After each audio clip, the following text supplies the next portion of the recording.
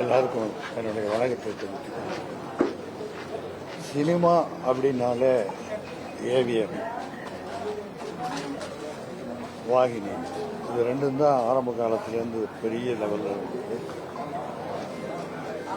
திரு மெய்யப்ப செட்டியார் அவர்கள் காரைக்குடியிலிருந்து சென்னை வந்து கோடம்பாக்கத்தை தேர்ந்தெடுத்து ஏவிஎம் என்ற நிறுவனத்தை ஆரம்பித்து இன்றைக்கு உலகம் பூராவும் தெரியக்கூடிய அளவுக்கு இந்த ஏவிஎம் நிறுவனம் இருக்கிறது. அதை கட்டி காத்த பெருமை திரு சரவணன் சார் அவர்களுக்கு தான் சாரும்.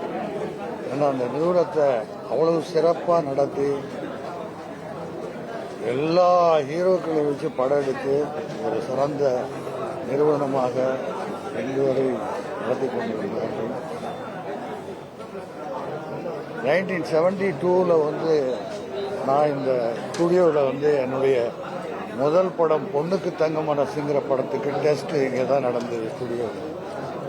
அதுலேருந்து அதுக்கப்புறம் அந்த படம் வெளியாகி அதுக்கப்புறம் நிறைய படங்கள் ஏவிஎம்ல ஸ்டுடியோவில் நான் நிறைய நடிச்சிருக்கேன்.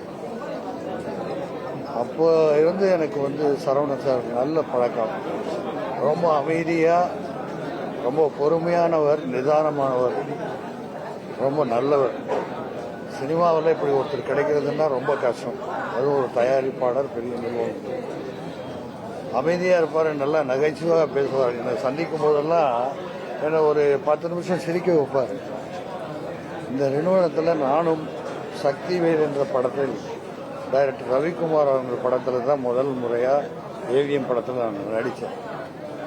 நிறைய ஷூட்டிங் நடந்திருக்கு, ஆனால் இருந்தாலும் நடித்தேன். அவரோடு பழகுகிற வாய்ப்பு கிடைச்சிது. நல்ல மனிதர், நல்ல குடும்பம். இன்னைக்கு அவங்க பிள்ளைங்க, பேர குழந்தைங்க எல்லாத்தையும் பார்த்துட்டாரு. மனிதனாக வாழ்ந்தால் இப்படித்தான் இருக்க வேண்டும் என்பதற்கு ஒரு எடுத்துக்காட்டு தான் சரவணன் சார் அவர்கள்.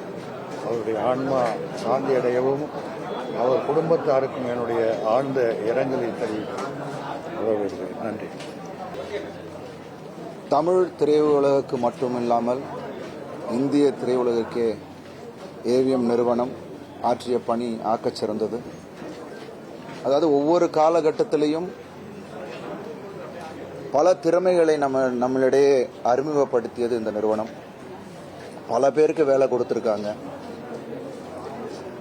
ஏவி மெய்யப்ப செட்டியார் அவர்களின் மறைவுக்கு பிறகு ஒரு மிக சிறந்த ஆளுமையோடு திரு ஏவிஎம் சரவணன் சார் அவர்கள் இந்த நிறுவனத்தை நடத்தி கொண்டிருந்தார்கள்.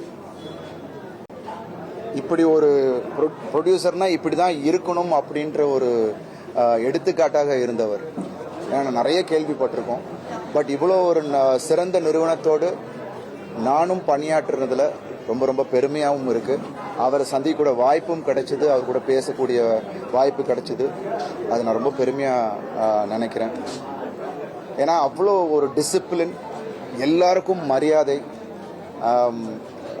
அது ஒரு வெல் ஆர்கனைஸ்டு டீமோட பண்ணிட்டு இருந்த. எல்லாத்துக்கும் மேலே அவருக்கு சினிமா மேலே ஒரு பேஷன். ஸோ அப்படிப்பட்ட ப்ரொடியூசர்ஸை இப்போ பார்க்கறது ரொம்ப அபூர்வமாக இருக்குது. ஏன்னா அதுதான் அவரை இவ்வளோ நாள் நம்ம திரையுலகத்தில் வச்சுட்டு இருந்ததுன்னு நினைக்கிறேன். இன்னும் எனக்கு ஒரு சின்ன வேண்டுகோள், இன்னும் நிறைய திரைப்படங்கள் இந்த நிறுவனம் எடுக்க வேண்டும், பல திறமைகளை நமக்கு கொடுக்க வேண்டும் அப்படின்றது தான் என்னோட வேண்டுகோள். அது கண்டிப்பாக சரவணன் சாரோட ஆசையாகவும் அது இருக்கும். அவரோட இந்த மறைவு இந்திய திரையுலகுக்கே ஒரு பெரிய இழப்பு. அவரோட ஆன்மா சாந்தி அடைய இறைவனை வேண்டிக் கொள்கிறேன்.